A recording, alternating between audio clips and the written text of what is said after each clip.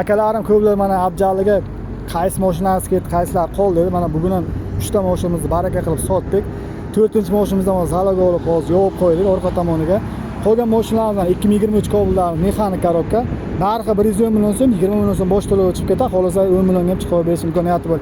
2025 mana Cobaltimiz keldi. Bosh to'lov 20 million, kam 10 million bo'lsa ham limit asosida chiqarib berish imkoniyati bor. Narxi 140 million so'm qiziquvchilarga.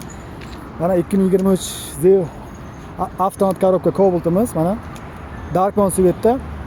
Narxi 120 million so'm. Kami boshlang'ich to'lov 7-8 million bo'lsa ham, qolgan limit qilib chiqarib beramiz qiziquvchilarga. Bundan keyingi mashina 2024-yil ishlab chiqarilgan mexanik korobka Cobaltimiz.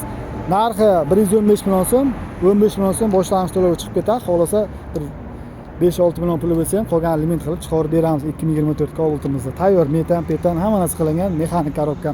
Bu mashinamizni baraka qildik. Boshlang'ich to'lovi Ideta 4 million so'm bosh to'lovga chiqarib berib, qolgan limit qildik. Ertaga hujjatlarni qilib beramiz. Bundan keyingi mashina 2021 mexanika Cobaltimiz bor. Buni ham 6-7 million puli borga qolgan limit qilib chiqarib berish imkoniyati bor qiziquvchilarga.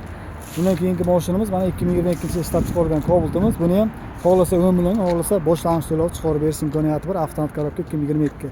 Bemalol mana avto Abjali kelarasiz. Mana xohlagan variantlaringiz bor qiziquvchilarga.